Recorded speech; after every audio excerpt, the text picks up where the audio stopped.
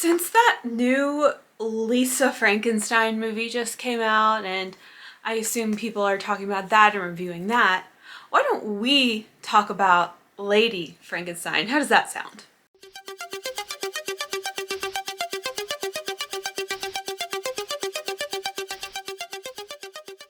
Oh, Rosalba Neri. She's so enchanting.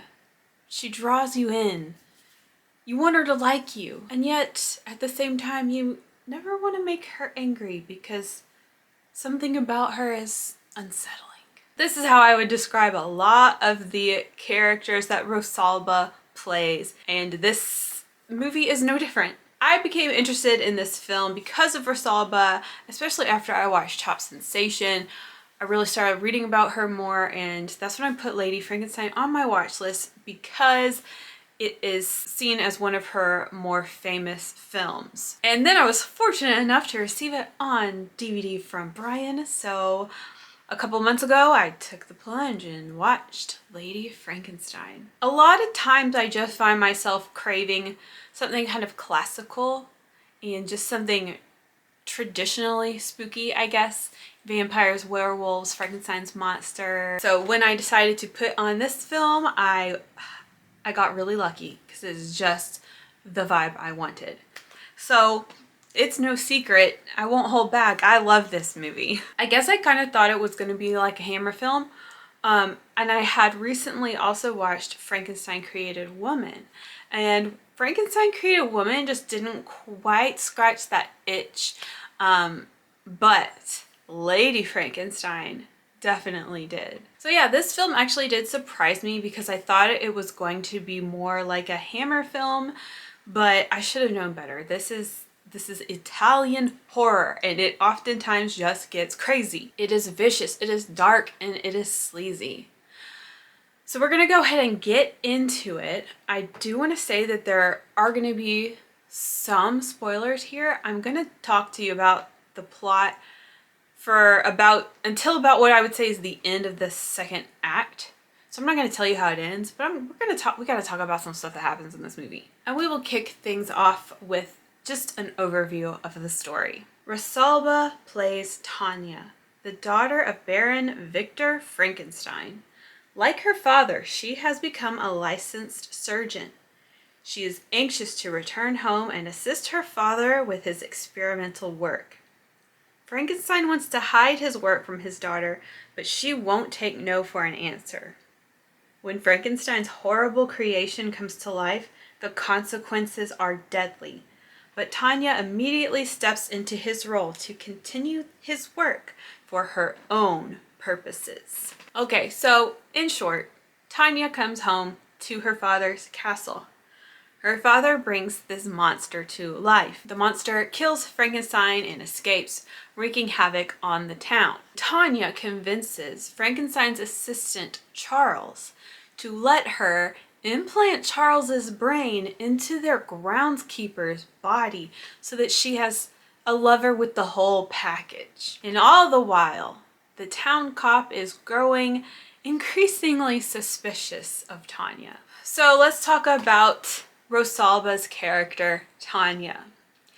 She's evil. Her character is very cool though. She was at the top of her class getting her surgeon's license, and she's also very, very beautiful, but very unafraid and almost aggressive in what she wants. But she's also like kind of a sicko. I love to see her sick curiosity about her father's work, and like there was a public execution scene that she seemed to just kind of enjoy. Her acting is so good here because it relies on a lot of subtleties of the facial expressions and things like that. You can easily see when she's like thrilled or titillated by something. It's clear that this character has some sort of uncontrollable desires, and I think that comes through in Rosalba's face really well. And she does a really good job at being this kind of just this nice girl at the beginning, and over time you see like this switch has been flipped and you see this darker side revealed, and I think she does them both really well. And like I mentioned, she has this fearlessness that I think is really cool. Like, she's just very bold, and she's not afraid of like the grave robber that's making horrible remarks at her. She's just like, whatever, like she doesn't even care. And the last thing I want to mention about her character specifically is the wardrobe. These dresses could be their own whole video, honestly. I was loving it. Her hair is perfect. Her skin is perfect. And then these clothes, just a visual feast. To run through the other characters really quick, I just felt like I had to declare that I am not crazy about the way this father was cast. I feel like he's not giving mad scientist at all. He's giving aristocrat a little bit, but like he wasn't serving. It didn't fit, in my opinion, but it's okay because he wasn't around for long. Mickey Hargitay, I don't even know how to say that, but he plays the cop. I just saw him in Delirium 1972. He was cuter in this movie than in Delirium, but anyway, he always plays unlikable characters in the films that I have seen, so I'm like, oh, it's you again. We have this guy who plays Charles the butler. I feel like he looks like Robert Englund, but I feel for him. Like, he does a good job of getting sympathy from me. And then we have Thomas the groundskeeper, or is he a farmhand? I don't freaking know. He is a service person. I want to call him Logan for some reason, but he's fine. His role is kind of small, but I think everybody gives a good performance. Even the dad, even though he doesn't really fit the role, you can still tell like he's a good actor. But anyway, let's move on and talk about like the set, the atmosphere, the mood. This is a wonderfully moody film. The atmosphere is just perfect. Like, this is what I want. This Halloween vibe, okay? We got a castle, we got a dungeon, we got a mad scientist lab with like bubbling jars and a Jacob's ladder, and we have thunderstorms, we have angry mobs with like flaming torches, we have cemetery scenes, secret passages. Like, this film has got it going on. And the set, like visually, like, it's just, they did a really, really good job. The set is beautiful. Like, everything looks really nice. I actually kept forgetting that this is like considered a B movie because it looks really elegant. I was expecting something a lot rougher when I went to push play on this movie. But there is a constant reminder in this film throughout that this is a B movie, okay? And that is the monster. He's probably the weakest part of the film. He looked pretty good like in the dark or whatever, like in the dungeon, in the basement, but most of his scenes are him clomping around in broad daylight, and you can really see how dumb he looks. He's hilarious. He's like literally stumbling around, making a beeline for any human he sees to just gently kill them with his bare hands. Oh, I mean, we have to mention, he hugs people to death, and that's also hilarious. So while this film does take itself pretty seriously and it looks really, really nice, we have this subplot of the stompy monster who constantly reminds you that this is a cheap movie, but I love it. I love it. Like, he's a little bit of comic relief. Monster aside, okay, the film, I kept comparing it, like I kept expecting a Hammer film, but I would say that at least compared to the Hammer films I've seen so far, this one definitely goes harder. Like, it's sleazier, it's darker, and it's just a little more cruel than a typical Hammer film. Well, let's talk about the story and the dialogue a little bit. I think the film is like really well written. I love this script. There are so many just like really clever and memorable lines. I think overall it's a really quotable movie. But to create life, should man leave that to God? Here on Earth, man is God. Also, the conversation is engaging. Like, It kept me interested. I wasn't spacing out. I didn't find myself failing to pay attention. Like, I was in it. It's like, it's a period piece, obviously, but it doesn't get caught up in trying to be too authentic, if you will. Because I feel like a lot of the language being used in the movie isn't stuff that people would necessarily say in the 1800s. But like that, I'm fine with that. I thought it was really easy to listen to. And I think the story is well done. There are layers added that aren't necessary, you know, like the cop and his investigation, but I think it adds to the film. The way that many little stories are woven together here, it's just enjoyable. I like that this movie is kind of like girl power, you know, but it's like not trying to come on too strong with it. It's just like very matter of fact. The dad keeps trying to like protect Tanya, like hide things from her, not let her see things.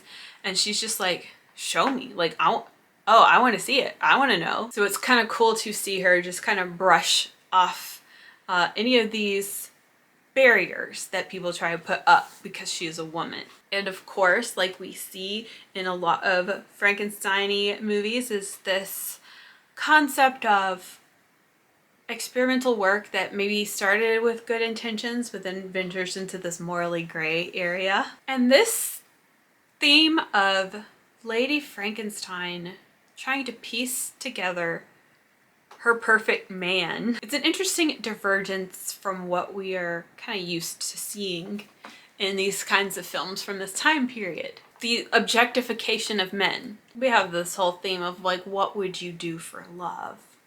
But it even has me asking, like, what is love to these people? There's a scene, okay, with Lady Frankenstein and Logan, Thomas the groundskeeper, that's just, like, I can't believe they went there. It was pretty disturbing, okay? It reminded me of Necromantic, which I'm still recovering from. But like, damn, they did that, okay? And that was one of the most shocking parts of the movie for me. But like, I appreciate them pushing the envelope, we'll say. Now, as I was sitting and writing this review, I realized that Tanya's motivations don't, like, they're unclear, okay? Like, at first it seems like she has a genuine interest in the science, in the experiments, in her father's work, and she's wanting to contribute. But then when she actually gets to be in the driver's seat, all of a sudden all she wants to do is create the perfect lover. I mean, she does mention wanting to like preserve her father's honor and her father's reputation. She does mention wanting to kill the monster, and she did initially show interest in the actual advancement of science, but all of a sudden all she's doing is building a perfect man. That just kind of seemed like it was a random switch. Was this her plan all along? Or did she suddenly get this idea after her father died? I don't know. Tell me what you guys think about that, because that was really one thing where I was like, her motivations and like her actual goal is pretty unclear. But you know what is clear? Lady Frankenstein is evil, and it is very entertaining. So this is not your school-friendly adaptation of Mary Shelley's Frankenstein, that is for sure. I really appreciated the like sleaziness, the dark nature of this film, and the atmosphere, and just the visuals were so great. Rosalba, I mean, I can see why this is one of her most famous roles, and the monster just adds this goofiness to remind you that we are watching something very cheap. But Lady Frankenstein is a welcome film in my library. Anytime I feel like I want a little spooky Halloween time, this would be a great pick. Frankenstein-inspired movies are hit and miss. So I'm really glad that this one was a hit. Y'all let me know if you have seen it, what you think, anything I forgot to talk about. you let Ho know down below. I hope you enjoyed this. I am really glad that I finally got to sit down and do a dedicated review. Hopefully more are on the way. Oh yeah, and if you're still here, I'll give you a little life update. Last week was my film's screening at a film festival, and it went really good. And I got a filmmaker's badge to wear around, and people were like, I got to do a Q&A afterwards, and people were asking me questions. People were talking to me about my movie, and it was crazy, and I loved it. And yesterday I sat down and really caught up on comments. I was a couple months behind, but it just reminded me how much I like you guys, and y'all have really good things to say, and I really enjoy talking to you. And I'm sorry I don't respond to comments in a more timely manner, but I really do appreciate all of you being here and watching these, and I'll see you soon. Ciao.